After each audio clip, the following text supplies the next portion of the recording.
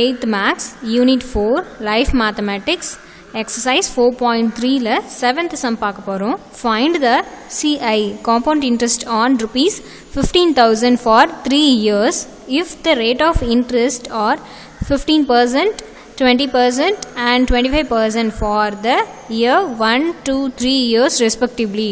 இப்போ வந்து compound interest வந்து கொடுத்துட்டாங்க. காம்பவுண்ட் இன்ட்ரெஸ்ட் வந்து நம்மள கண்டுபிடிக்க சொல்கிறாங்க.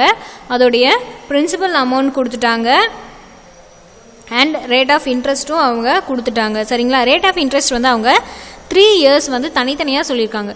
சரிங்களா? அப்போ ஃபர்ஸ்ட் இயர் வந்து 15%, செகண்ட் இயர் வந்து 20%, தேர்ட் இயர் வந்து 25% அப்படின்னு சொல்லிட்டு 3 year வந்து தனித்தனியாக கொடுத்துருக்காங்க. சரிங்களா? இப்போ வந்து நம்ம என்ன கண்டுபிடிக்கணும்?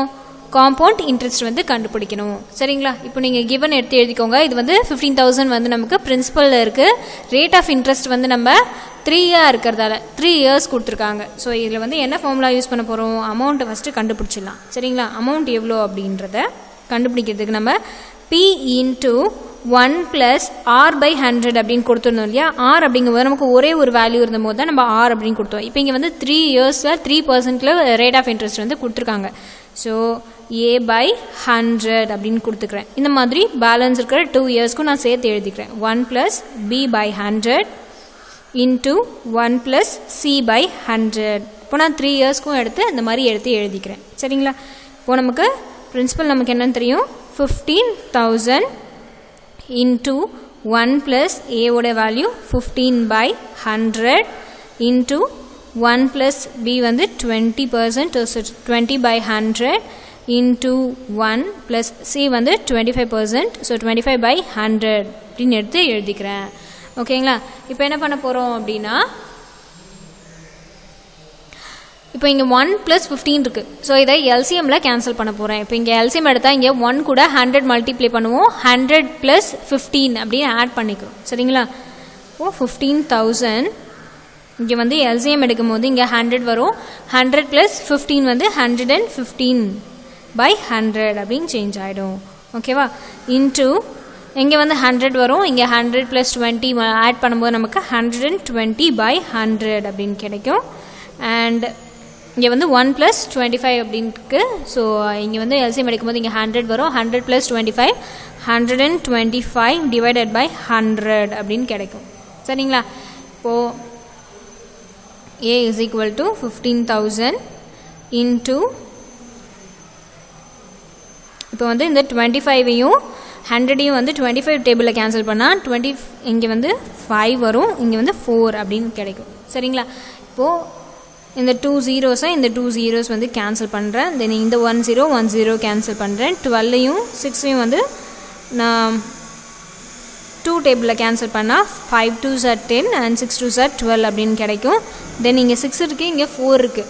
ஸோ 2 டேபிளில் கேன்சல் பண்ணலாம். சாரி 2 டேபிளில் கேன்சல் பண்ணால் இங்கே 2 வரும், இங்கே 3 வரும். சரிங்களா? இப்போ என்னென்ன கிடச்சிருக்கு அப்படின்றத எடுத்து எழுதிக்கலாம். சரிங்களா? இப்போ பாருங்கள், 150 into 115 into 3 into 5 divided by 2 அப்படின்னு கிடச்சிருக்கு. சரிங்களா? இப்போ இதான் வந்து அமௌண்ட். A = அமௌண்ட் வந்து நம்ம கண்டுபிடிச்சிருக்கோம். சரிங்களா? இப்போ வந்து 150ஐ 2ஆல் கேன்சல் பண்ணலாம். 2ஆல் கேன்சல் பண்ணால் 75 அப்படின்னு கிடைக்கும்.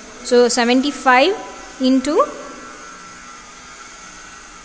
115 இன்ட்டு 3 இன்ட்டு 5 இது ஃபுல்லாமே வந்து நம்ம மல்டிப்ளை பண்ணோம் அப்படின்னா நமக்கு ஏவோட வேல்யூ 25,875 அப்படின்னு கிடைக்கும். சரிங்களா? அப்போது அமௌண்ட் வந்து நமக்கு 25,875 அப்படின்னு கிடைக்கும். சரிங்களா? இப்போ கொஷினில் என்ன கேட்டிருக்காங்க? நம்ம வந்து சிம்பிள் இன்ட்ரெஸ்ட் வந்து கண்டுபிடிக்க சொல்கிறாங்க. சரிங்களா? இப்போ நம்ம வந்து அமௌண்ட் தான் கண்டுபிடிச்சிருக்கோம். ஸோ இப்போ வந்து நம்ம சிம்பிள் இன்ட்ரெஸ்ட் வந்து காம்பவுண்ட் இன்ட்ரெஸ்ட் வந்து கண்டுபிடிக்கணும்.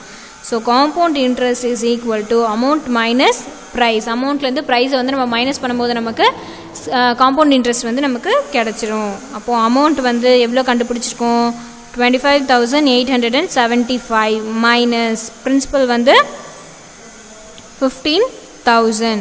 ஸோ 25,875லேருந்து 15,000 மைனஸ் பண்ணால் rupees 10,875 கிடைக்கும். சரிங்களா? இப்போ நமக்கு காம்பவுண்ட் இன்ட்ரெஸ்ட் கிடைச்சிடுச்சு. 10 rupees 10,875 அப்படின்னு கிடைச்சிருக்கு.